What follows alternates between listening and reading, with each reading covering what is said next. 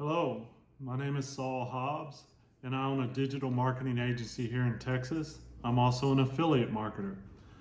When I last left off with you, we spoke of the best practices for how to be a better affiliate marketer. And as a review, those begin with the people, product, and process that goes into your whole marketing campaigns. People are obviously you. The person obviously is you. And what I mean by that is you want your values to be represented in your marketing. For me, one value for me is integrity. And I'm not going to sell people anything that I wouldn't want to buy myself. I had to learn that as I've gone along because I've bought thousands of dollars worth of items through direct marketing, and what I find is most are just junk. Period. Just period, point blank, just junk.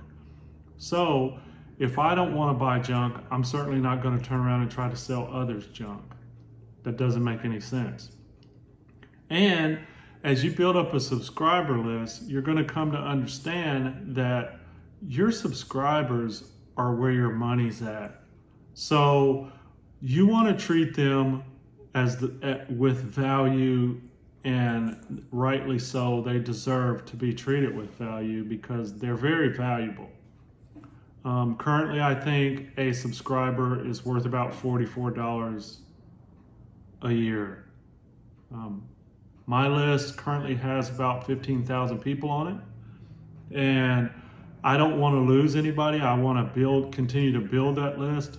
So what I'm going to do is I'm not going to push junk off on them or things that I don't think they need. I have them segmented into different industries or different type of purchases based on their purchase habits.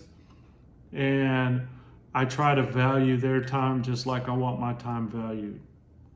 So moving right along to the second habit of highly effective people, which is to begin with the end in mind.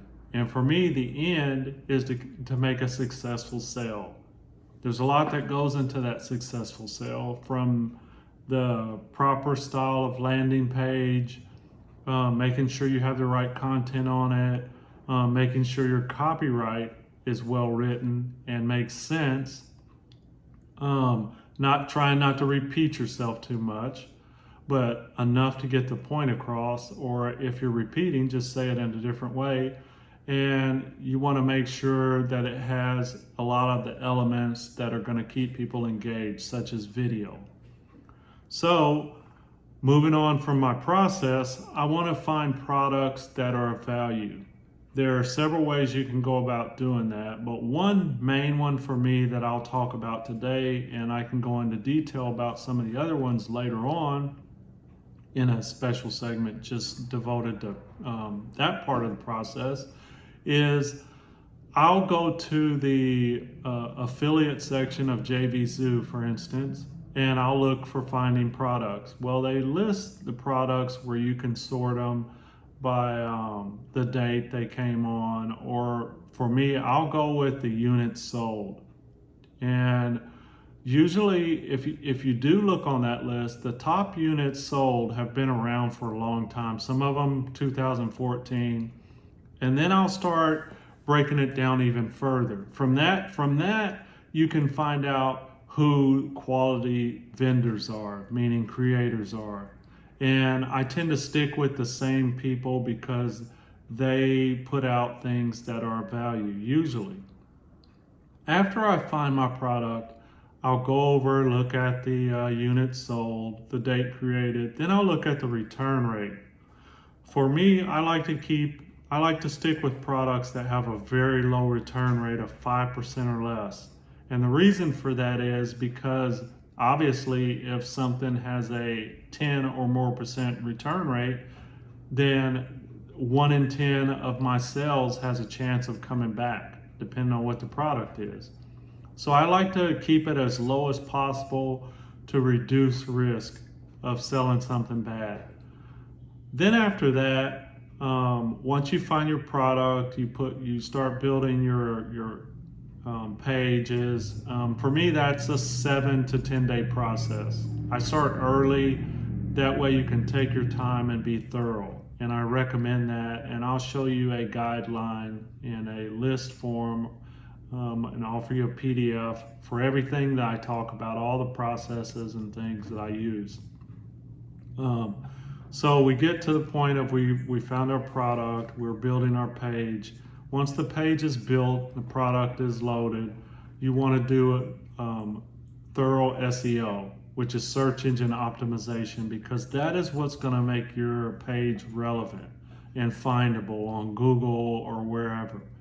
And it's important that you understand that last summer during the pandemic, Google totally changed how they go about search engine optimization, because they realized that people were using a lot of dead links as backlinks to try to get their pages relevant. Well, they tuned it up a notch, so you have to understand the difference between do follow and do not follow links. Do not follow links are basically a waste of your time. You want do follow links in your search engine optimization, and I'll break that down for you too later on. So we've got our search engine optimization down, then we're ready to launch our product. We wait for the launch. I specialize with my local clients in keeping them relevant for as long as they're paying me. And I show them how to do it themselves during the process, but it's a specialty.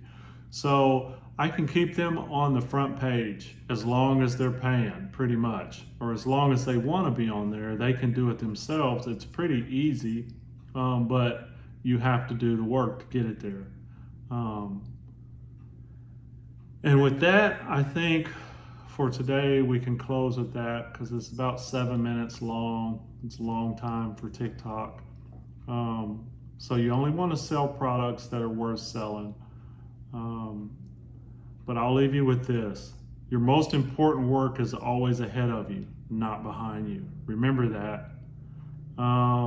Also, happiness is what you think, what you say, and when what you do are in harmony.